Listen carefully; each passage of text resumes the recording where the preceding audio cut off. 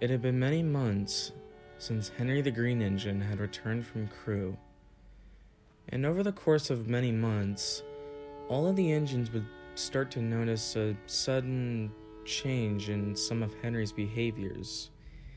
No one exactly questioned him about this. He did just come back from a rebuild, so maybe he was just adjusting to his new shape. But over time, they began to notice a lot more significant changes in behavior. Ones that he had previously not shown before he went to Crewe. None of the engines ever really asked him about this, as they felt that they wouldn't really get that much of an answer out of him. Finally, one day, Edward decided to ask him. Oh, hello, Edward. Hello, Henry. I just wanted to talk to you as the others and I have noticed a change in your behavior since you've come back from Crewe. I was just wondering why this is. The big green engine didn't respond to his question.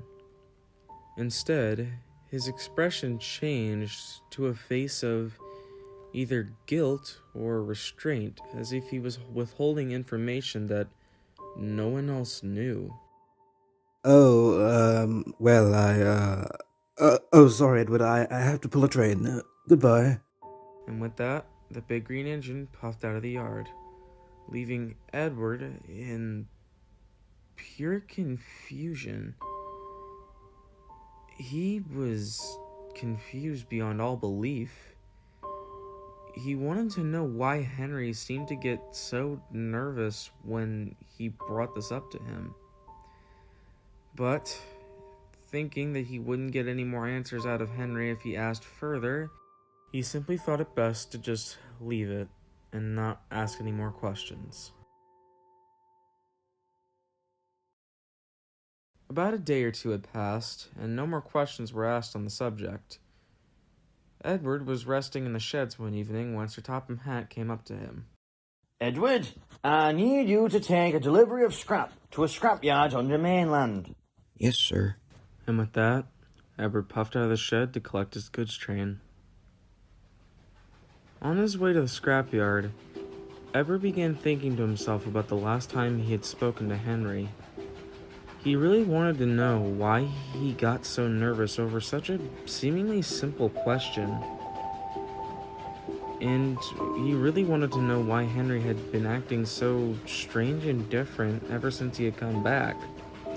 Like everyone else, Edward thought that he was maybe just adjusting to his new shape. But this was months after he had come back. Surely he would have adjusted by now. Edward didn't know, although he started to think to himself whether or not he really wanted to know, as maybe the real reason behind Henry's sudden change in behavior was a little bit more dark. Edward brushed that thought off as he neared the scrapyard, though. Edward soon arrived at the scrapyard, where the foreman was waiting for him. "Ah, there you are. Just leave that train on another siding. Diesel will come take it away momentarily." So Edward left his train on a siding and went on another siding to go fill up with water. "Hello? Who are you?" Edward heard a voice from next to him that he knew didn't belong to his crew. He looked over on the siding next to him to see an old engine. The engine was completely covered in rust and looked like he hadn't been used in a very long time. I'm Edward. What's your name? I was never really given a name. Just a number. 10638. The two started politely chatting, Edward telling the engine about his experiences and stories throughout his years, and the other engine telling him about how he had ended up there. Edward soon brought up Henry, how he was a failed Pacific Atlantic hybrid, and how he was brought to Crewe Works for a rebuild and somehow came back as a Stanier Black 5. When Edward gave the engine a description of what Henry had looked like, the old engine got a rather confused look on his face. Mate, there was never an engine with that description sent to Crew Works. However, there was an engine of that description sent here, and, well... The old rusty engine paused, as if he was holding something back. Well, what? The old engine questioned. It was never a rebuild. Edward then heard another voice coming from his left. But this voice sounded all too familiar. Edward hesitantly looked over and stared in shock. What he saw could not have been real. There, on another siding, facing away from him, was another old engine. But unlike the one to his right, this one was rusty to the point where you could still see his original paintwork. And this engine looked to be in a bright green paint scheme. This engine had 4 trailing wheels at the front, 6 large driving wheels, and 2 small trailing wheels at the back. It looked to be a hybrid of an Atlantic and an A1 Pacific specifically. Edward couldn't believe what he was seeing. Then he thought to himself, maybe this was just another engine. This thought slightly relieved him. That was until he looked over at its tender.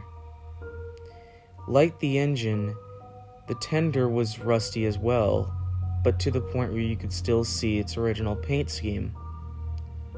Not only could you see the paintwork, but through all the rust, Edward could make out a large 3 on the engine's tender. Edward couldn't handle what he was seeing. As soon as his tender was filled up with water, he darted out of the scrapyard and didn't stop until he made it to Sodor.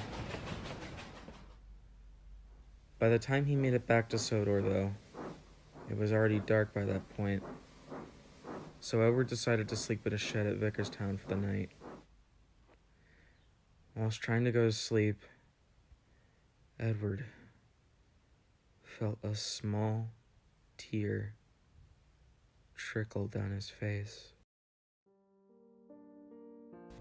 Edward never did tell the other engines about what he saw that night. He never wanted to, as he feared that they wouldn't believe him, or if they did, that no one would ever look at Henry the same way again. He certainly didn't look at Henry the same way again after that night.